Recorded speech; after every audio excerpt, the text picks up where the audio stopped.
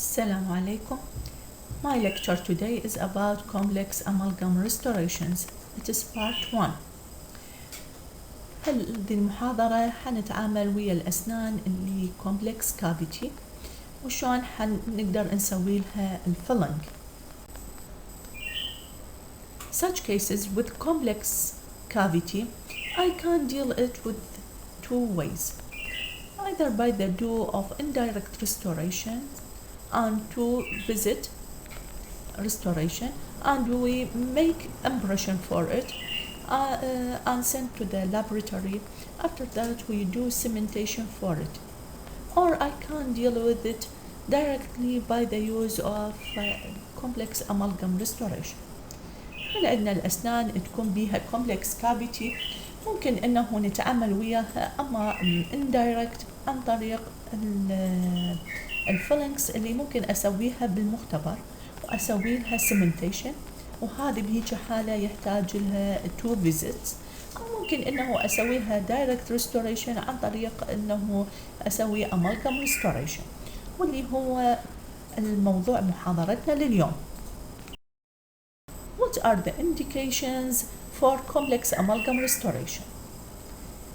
In case I have control restorations in teeth that have questionable pulpal and or periodontal prognosis، ممكن إذا أني أستخدمها بالحالات اللي هي تكون التوث under control، وبالنسبة لها البلب ممكن إنه يكون vital tooth، وأيضا بالنسبة لها عندي البريودنتال توث إنه بريودنتالي يكون التوث سليم وممكن إنه يستجيب للعلاج. أيضا عندي control restorations in teeth with acute and severe caries، ممكن إنه أستخدم الكومبلكس amalgam، وأستخدمها أيضا للأسنان اللي هي أريد أستخدمها abutment for fixed prosthesis. Contraindications، الحالات اللي ما أستخدم بيها الكومبلكس amalgam: if the area to be restored is aesthetically important for the patient، مثل ما نعرف انه الامالجم ما استخدمها باي منطقة اللي هي تكون aesthetically involved، لانه لون الامالجم السيلفر كلر مالت الامالجم يكون bad for aesthetic. ايضا if the tooth cannot be properly restored with direct restoration because of anatomic and or functional concentrations، إذا ما أقدر أستخدم الدايركت restoration لأنه السن بإشكال بالاناتومي أو بالفانكشنال، فممكن إنه ما أستخدم الكومبلكس amalgam restorations.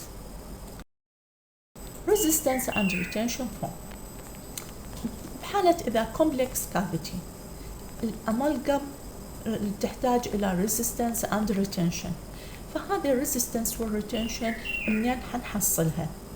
عندي in a tooth severely involved with caries, any undermined enamel or weak tooth structure subjected to fracture must be removed and restored.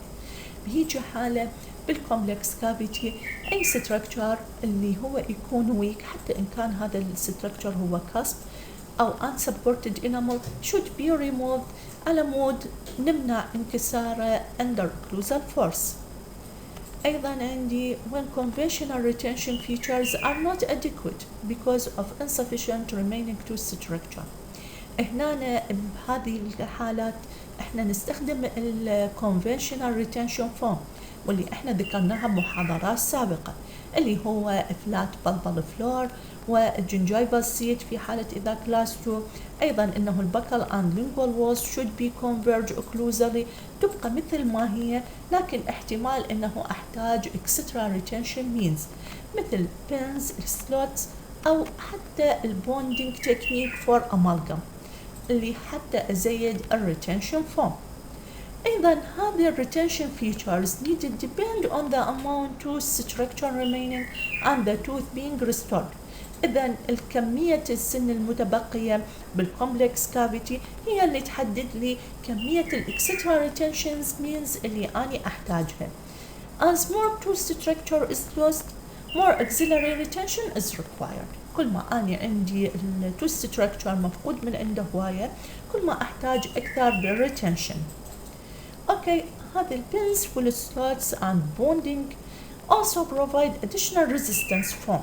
to the restoration. إذا هذه هي additional resistance and retention means الزيد لي both retention and resistance for complex cavity.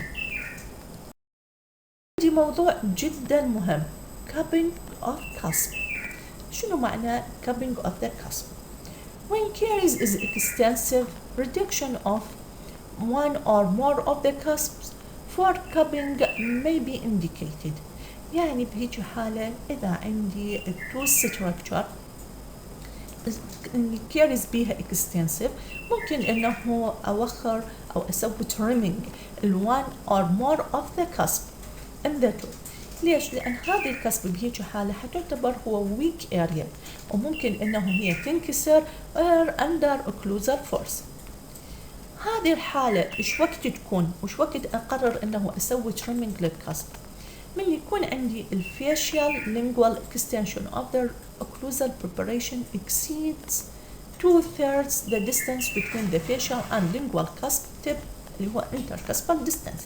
يعني إحنا من تكون الكافيتي مالتي أكثر من 2/3 الانتركسبال ديستانس اللي هي المسافة بين كسبين متقابلة، بهيجي حالة هحتاج إنه أسوي تريمينج للوان أو أكثر من الكسبات اللي موجودة على التوث structure.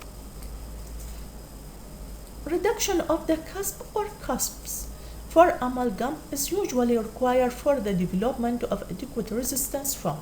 إذن على مود نمنع الانكسار التوث structure واللي معناها إنه أنا أزيد بهيجي حالة resistance form for the cavity. The reduction should be 2 mm as minimum depth on the occlusal surface of each cusp to be cupped using the side of carpet fissure beam. هسه كمية التريمينج اللي حسويها للكاسب هي عبارة عن 2 ملم، أقلل من length of the cusp 2 ملم باستخدام الكاربت فيشر beam to ensure that the final restoration has restored cusp with a minimal thickness of 2 ملم of amalgam. طبعا ال 2 ملم of amalgam احنا بالنسبة لي عندي الامالجم يحتاج thickness معينة على مود هذا يقاوم الاوكلوزال فورس، وهذه الثيكنس هي 2 ملم for cusp. The occlusal contour of the reduced cusp should be similar to the normal contour of the unreduced cusp.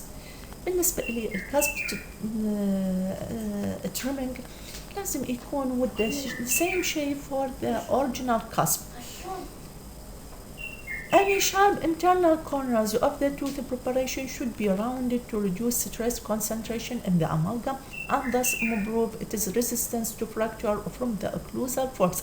طبعا هنا نفس الكافيتي العادية أي sharp corners should be rounded. نحن نمنع الستريس concentration area اللي ممكن انه تصير من يكون السن under occlusal force واللي تؤدي بها الى fracture of the tooth، فبالتالي احنا بيجي حالة نزيد الريزيستنس. Opposing vertical walls should be prepared to be converge occlusally. The pulpal and gingival walls should be relatively flat and perpendicular to the long axis of the tooth. مثل ما ذكرت انه هذه الكافيتيز اللي هي complex cavity need for extra retention means بالإضافة إلى الكونفنشنال اللي هي تكون موجودة أصلا اللي هو إحنا ذكرناها أنه البلبل فلور should be flat، وأيضا gingival seat في حالة إذا كان class 2 should be flat، أيضا أنه البكال and lingual walls should be converge occlusally، بالإضافة إلى الإكسترا ريتنشن مينز اللي حنذكرها بالمحاضرة. طبعا هذه الصورة تمثل لي ال amount of the cavity in which the cusp should be trimming or cupping.